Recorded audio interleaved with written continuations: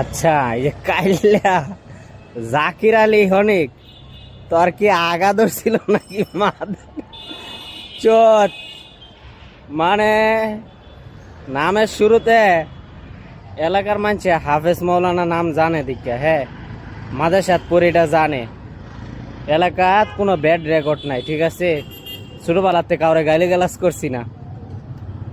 তুই তোরে না ক্যাপ্টেন দিছে